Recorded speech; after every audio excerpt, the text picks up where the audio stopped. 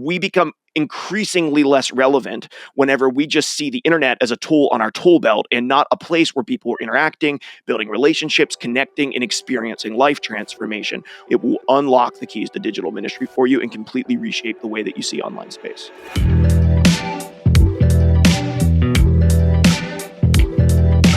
Well, hey everyone, welcome to the Intentional Churches podcast, which gives you practical wisdom and insight into leading your church and aligning to the Great Commission. We've got a great episode in store for you today, but before we jump in, I want to invite you to consider attending the Intentional Churches Conference with your entire staff team next April. At IC, we believe that the Great Commission should be a personal mission statement for everyone in your church, and this is the heart behind the Intentional Churches Conference. So the conference is priced lower than many other church leadership conferences and is designed with your whole team in mind. And the conference is conveniently located in the Midwest this year. So visit intentionalchurches.com/podcast for all the details and to register there. But like I said, we've got a great episode today. And as usual, I'm joined by my friend Doug. What's up, Doug? Hey, how are you doing, Erin? I am good. Good to be with you. And Doug, you're going to introduce our other guests today, right? Oh, yeah. For our listeners, I just want you to know how excited I am to have met Mark. He actually pursued conversations with me. And I would just say this might be an episode you want to share, especially with your leadership team, maybe elders, because I think Mark's going to have some incredible insights into the whole digital expression of church. And so, Mark, tell us first a little bit about yourself. Give us kind of a high flyover, and then a little bit more about Lux and the church. And this is gonna be fun, man. Have at it. Yeah, Doug, I'm so excited to be here. Erin, thank you for having me on the podcast. And listen, as someone who's used intentional churches and has just gone about raving about it to other physical churches, my place I was previously on staff at, it's just such an honor to be able to be on the podcast and be able to be hanging out with you guys. And Doug, getting to know you over the last couple of weeks has been really, really awesome as well. Quick 10,000 foot view. I have wonderful wife that I've been married to for 11 years. I have two little girls who are 7 and 5. I'm located outside of Pittsburgh, Pennsylvania, in a real small town of about 1,200 people that's known for nothing except that we are the home of Mr. Rogers' favorite restaurant. So that's that's about what puts us on the map here. I pastored in a church here for 11 years as a youth pastor and discipleship pastor.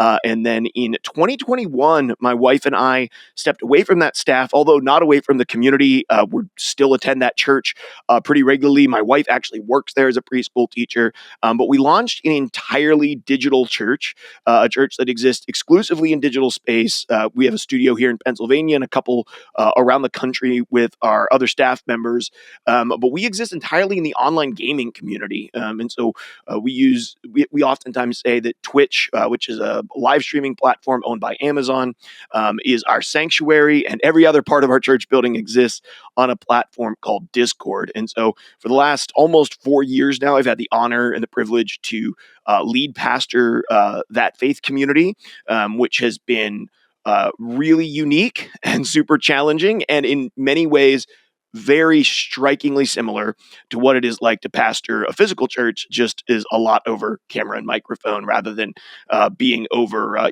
coffee shop tables and things. Wow. I have so many questions. I told you, Erin, this is going to be a fun one. So, and I told Mark not to hold back. Spiciness is what we want to hear. Which is a dangerous thing from like a red hot Enneagram 8 that I am.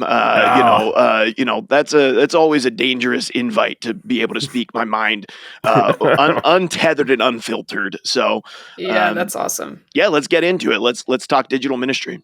Yeah, I love it. So maybe start with just how did you first kind of experience intentional churches, and how is it shaping the way you think about digital church?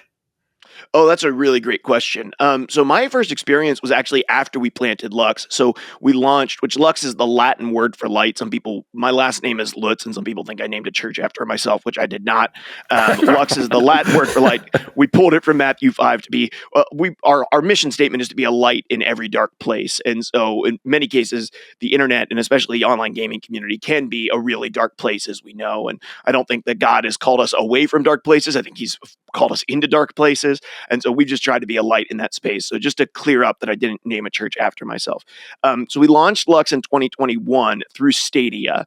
And so we reached out to them. It was just through a bunch of circumstances at the time during the pandemic. Two of us who had been on staff, one of the guys who'd been on staff with us for 13 years at my previous church, I had been there for 11, were both leaving at the same time to plant churches. One of us, a micro church planting community, and myself, we were moving on to a digital expression of church, which was really, there was not many people doing either of those things during the pandemic. And so I called up Stadia because he was going through Stadia as well. Called up Stadia.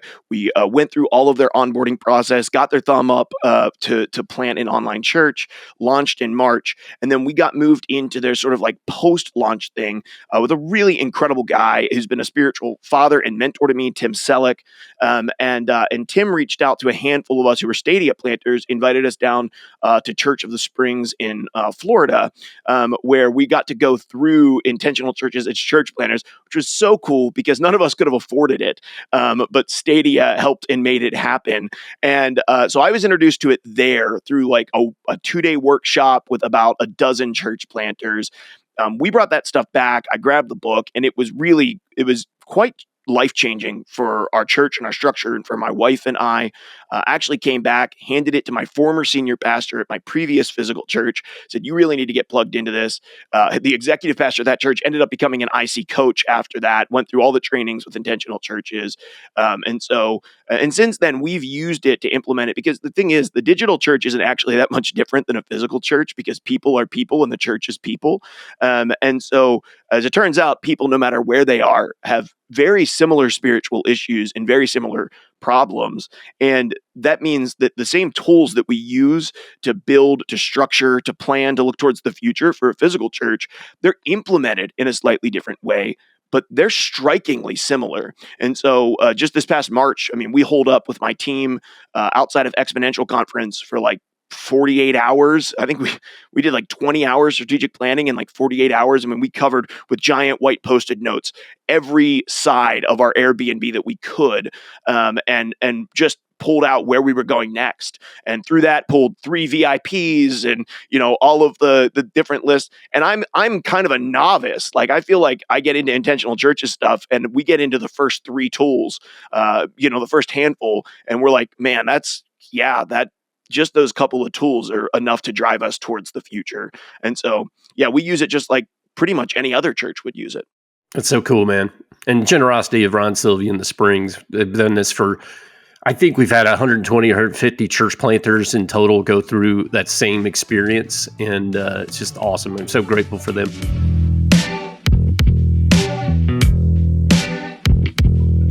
So COVID, drove a lot of people to move services online and work towards more online engagement. Why don't you give us, I'd love to hear from each of you, like your unfiltered perspective, both positives and negatives of this era of church history, and what's happening with digital church and things like that. I'd love to hear both sides from both of you. Who wants to go first? I'll jump in. All right. I'm sure our listeners have heard me kind of get on my high horse before about, this whole era. But we, with IC right now, we're working behind the scenes to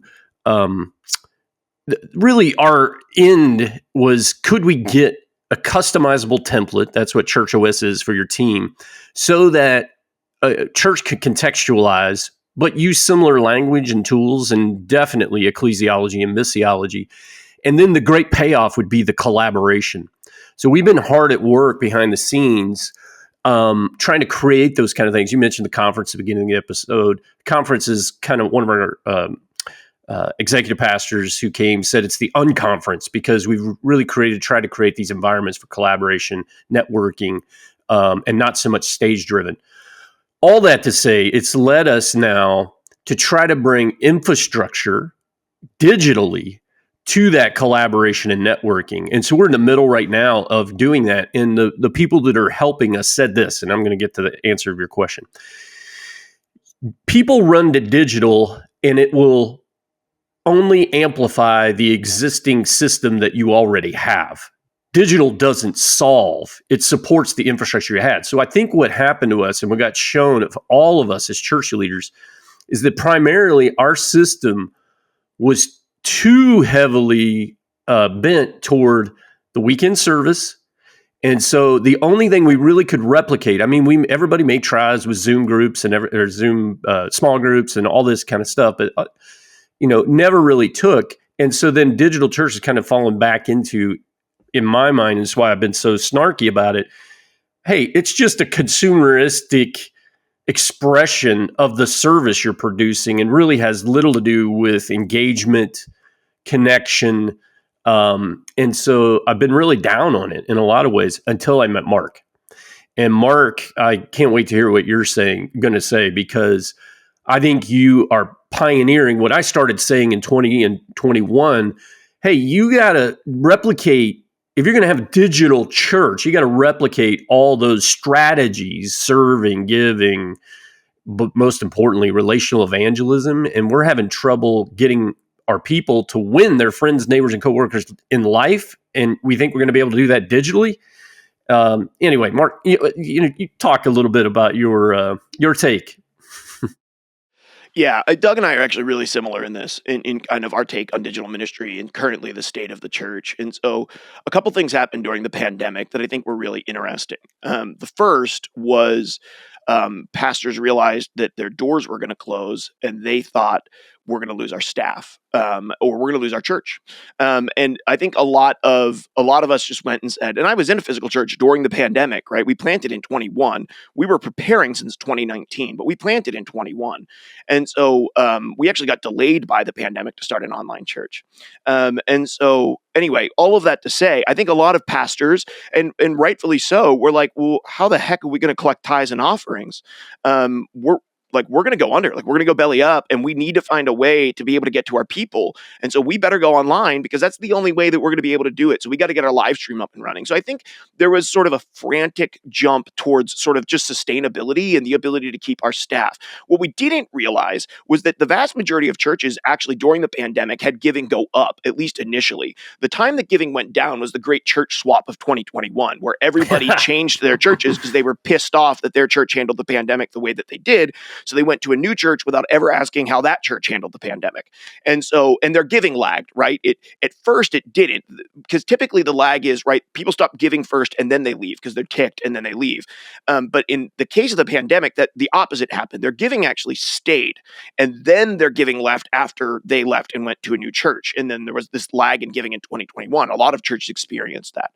And then the second thing was this sort of push towards innovation, this whole claim, like this is the new normal. And I think Carey Nieuwhof was somebody who really emphasized that a lot, at least around the tables that I was around, right? It was like someone listened to the Carey Nieuwhof podcast, and nothing against Carey, but it was just like, we got to do a new thing with online space today, right? And I think what ended up happening is our churches became distinctly more consumeristic, and there's a reason for that. We talk about online engagement. It's not even really a conversation. The conversation around online engagement inside the church right now is absolutely ludicrous. I mean, it's impossibly stupid in some cases, and I don't mean that to be overly offensive.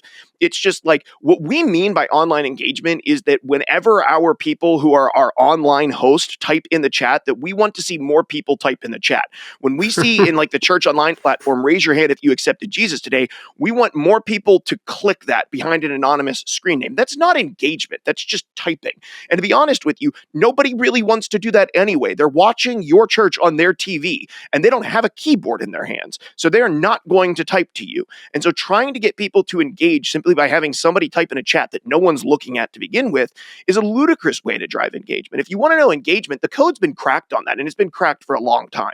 Go to Twitch, right now, twitch.tv, go to any one of the categories and watch somebody live stream who's streaming to anywhere above 100 people. And you will see what genuine digital engagement looks like. And it looks nothing like what we're doing inside the church. So we're not actually driving or looking towards digital engagement. We want metrics, and we don't know what to do without proper metrics inside the church because we don't know if we're winning. And so in that, we feel very confused because butts and seats and dollars and bags makes a tremendous amount of sense to us.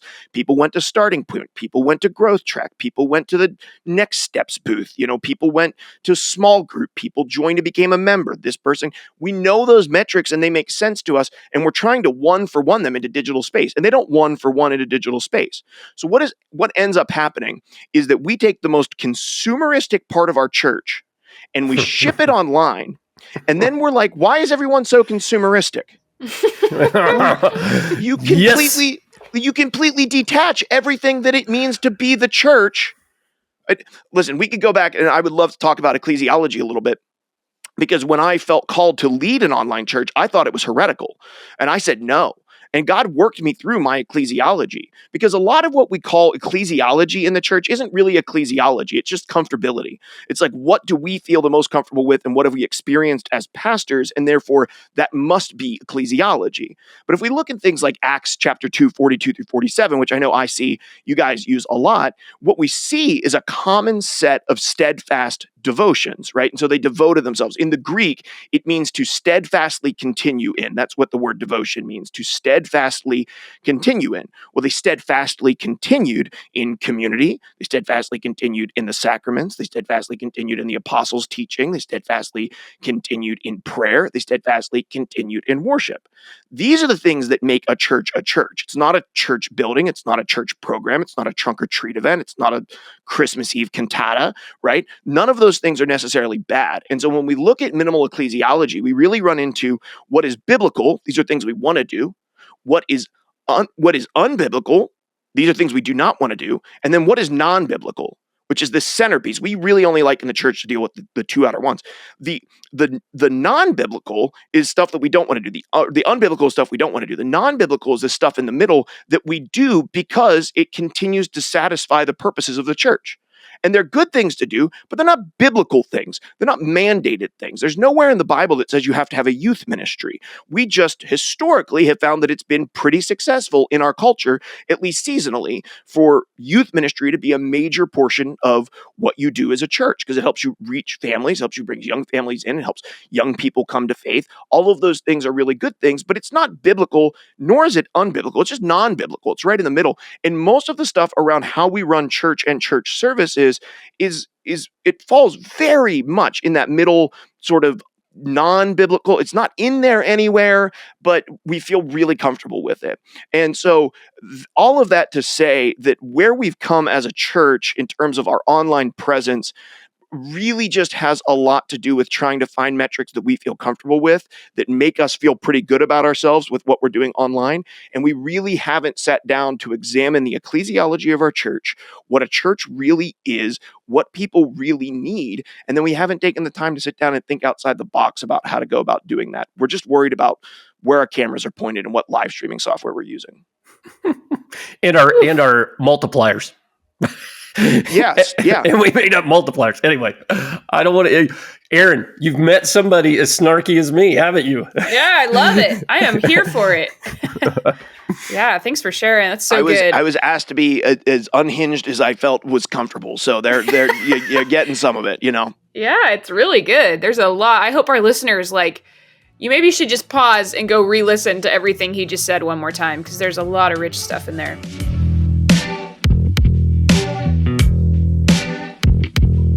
I'd love to talk about, you're talking about this idea of engagement and what is engagement, what's not actual engagement, all those things. One of the things that I see really focuses on is this idea of real, genuine engagement, and they use something called the Great Commission Engine. And so, Doug, maybe you could teach just quickly the different parts of that, and then Mark, maybe you could talk about how you think about those parts in digital church. Does that make sense? Yeah, so just real quickly, these are not rocket science, and they're not going to blow anybody away. The little analogy of the engine just helps a team kind of align and collaborate around it. But it's our weekend worships or worship service, whenever your worship service may be, is one of the strategies. However, we call it life-changing relationships. No matter what model you use, Sunday school, ABFs, life group, small group, house church, missional community, whatever your stripe is for a community. And then, the sacrifice, the surrendered living piece of giving away my time, talent, treasure. We've added attention. And we use this thing called the engagement pathway, is basically how we're building inroads for people to connect into those strategies, different strategies. And, we talk about the power of prayer corporately and individually, and trust in the Holy Spirit. But then at the center of it all, we really have raised, and this I really want to hone in with Mark on, because this is what really got my goat in COVID about our online church experiences, is this belief that relational evangelism is really the center of it all. That when each individual Christian in your church owns the Great Commission personally, that means they are on mission every day and every part of their life, looking for potential spiritual conversations with those who don't know Jesus yet. And I would argue, in this whole discipling, disciple making, discipleship, this is the greatest tool in the toolkit we have to call our people to a deeper, more abundant life, a less self-centered life. When I'm on mission, I have to think differently, give differently, and look at the world in a very different way.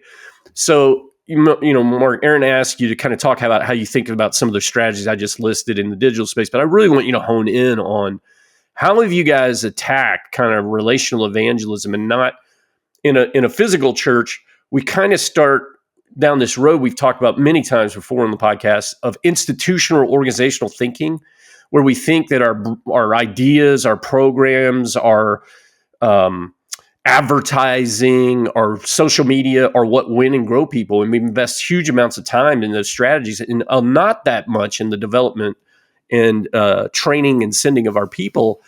And I think that is what got me on digital and thinking about digital church, is it was just a transcription of what we're doing physically. We were creating a lot of consumeristic behavior online. So anyway, man, tell us about how you think about these strategies digitally.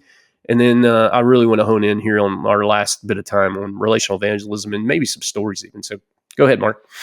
Yeah, I mean, here's the thing. We have the Great Commission engine in most churches. When we're talking about their online campus or their digital presence, they have one of the three pieces of it, right? They have the weekend worship service, sacrificial living. They sort of have, right, in the fact that we ask you to give every week, but as we know, resources flow along the veins of relationship, and you don't have any relationship with those people because they're not inside of transformational relationships, and so people tend to never click a link in a chat in order to give, and so very frequently people will not give or certainly won't step up. And you're not really giving them any opportunity to do any sort of sacrificial living, with the exception of using their money to give to the church, right? And so they're not getting a chance to surrender in terms of serving. They're not using their giftedness, right? They're not really able to give their time. And so because of that, your Great Commission engine just sort of falls apart, right? And you're theoretically revolving around your one, but most churches completely lose context for who their one is as soon as they step into digital space, because it's too big, right? They're just like, well, anybody from anywhere can jump in on this.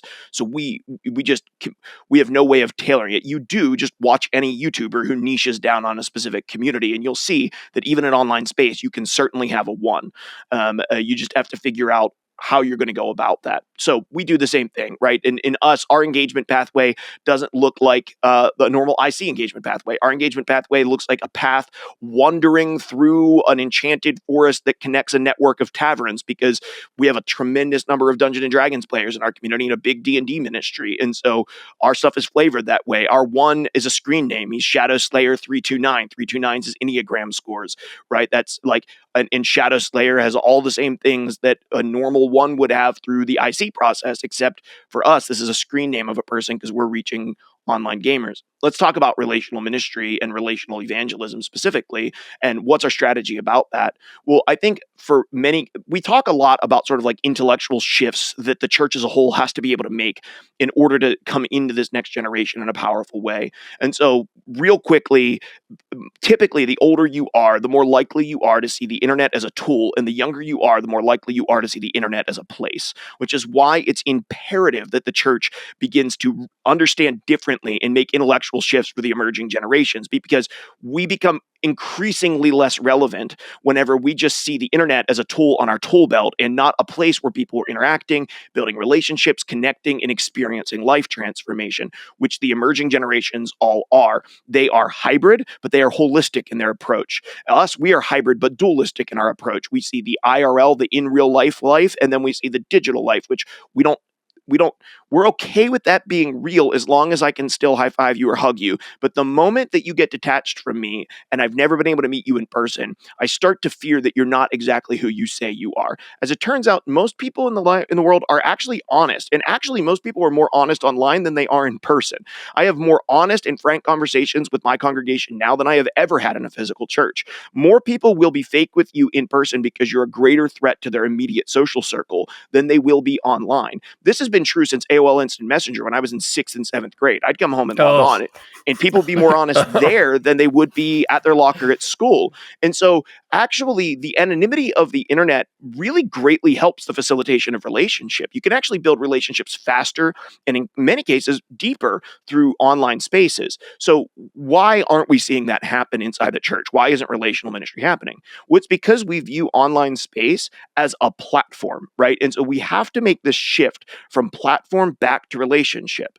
And, I think most churches start that way. We start in relationship, right? Churches plant with relationships at the heartbeat. And eventually they learn to build a bit of a platform, and then they learn to build teams. But relationships are still part of the bedrock of the church. You still want everybody to be known by somebody, right? Even if you, the pastor, don't know everybody. But as soon as we go to digital, we start thinking, oh, this is a platform. How do we get more followers? How do we get more engagement? How do we get more likes? How do we get more views? Platform, platform, platform. And we completely detach relationship from it. So here's what really has to happen. In order for us to go to relational evangelism, you actually have to have the opportunity to build relationships. And so what we did at Lux is we opened up the other side of the street. The internet is a two-way street. The church just throttles everything down, all of it, right? And it only goes in one direction. And they just ship their story as often as they can to as many people as they can get it to, rather than recognizing the most powerful side of the street is on the internet. You can hear anybody's spiritual story anywhere in the world, any time of the day. A great deal of my time for the first 3 years of Lux was I spent multiple days a week just sitting in calls with people, hearing their spiritual stories from all over the world.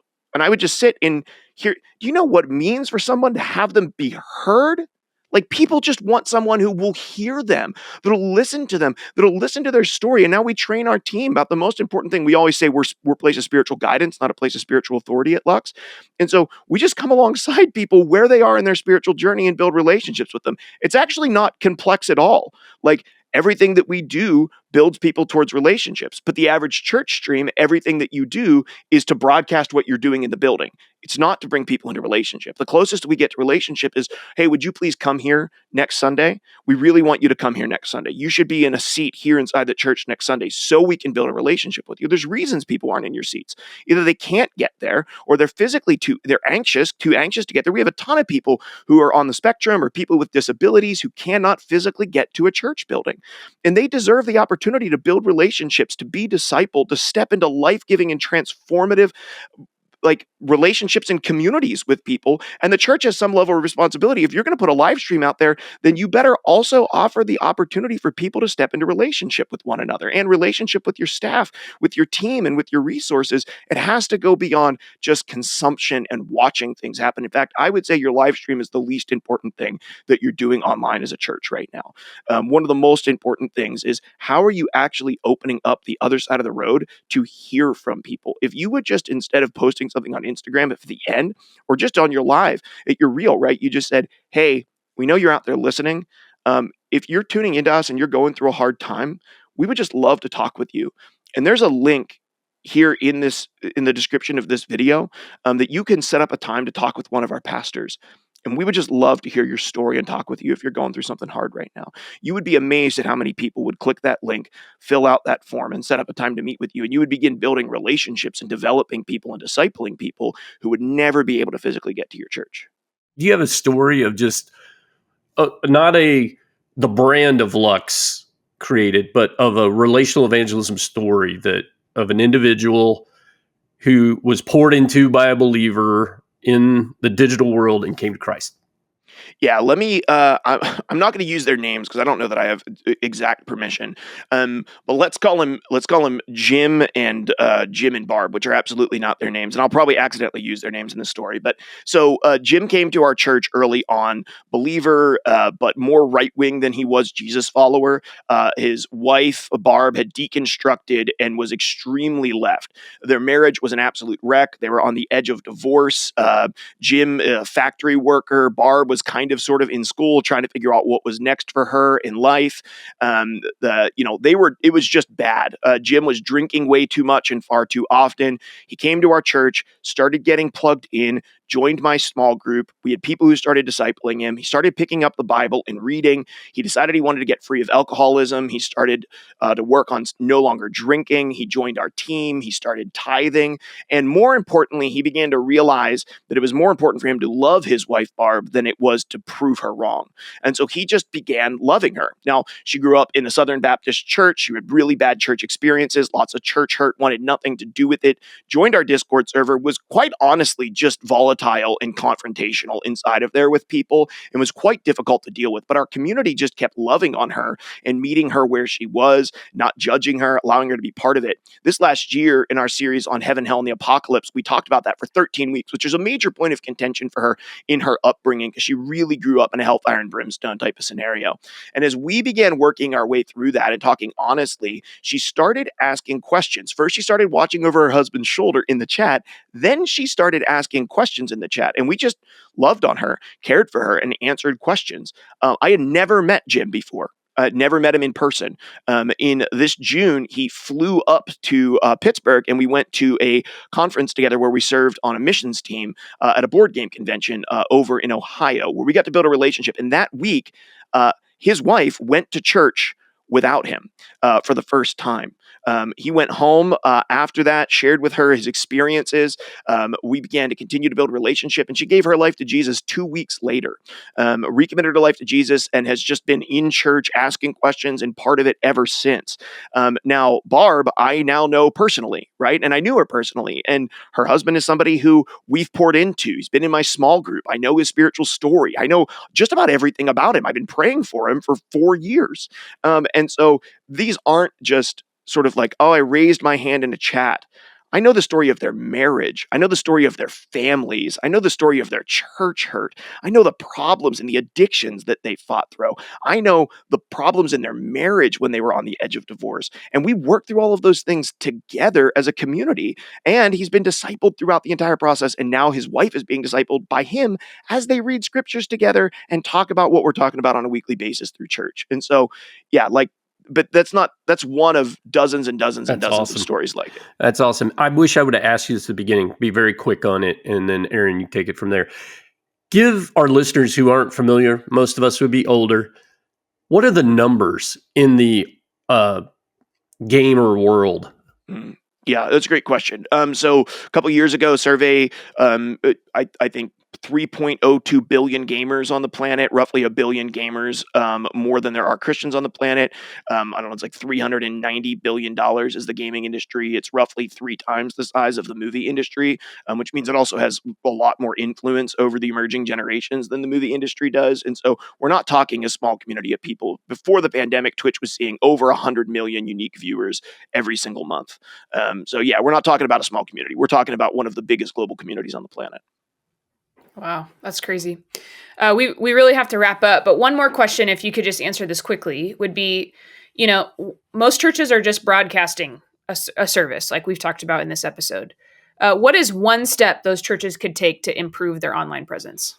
Yeah, I would encourage you to consider taking down your live stream and thinking through why you're doing it. And if you want to reach out and ask questions about that, I'd be glad to. We can dig into different strategies. But most importantly, this is what I would suggest. As the pastor of your church, specifically if you're the lead pastor, invite one person that you can't meet with physically into a discipleship relationship and meet with them every week and disciple them for 6 months. Find one person that's already listening to your live stream and tuned into your church and invite them into a small group, a one-on-one discipleship relationship of some type. And then after 6 months, decide if online discipleship can happen. It will unlock the keys to digital ministry for you and completely reshape the way that you see online space. Wow. That's great. Mark, thank you so much. I've learned a lot personally. I'm just grateful. So, Doug, thank you for your, national perspective and snarkiness that you offer all of us as per usual. So, and to our listeners, thanks for listening to the Intentional Churches podcast. Just want to remind us that the Intentional Churches conference is next April, and it's designed for your whole team. So make sure you visit intentionalchurches.com/podcast for all the details and to register there. And we'll see you next time.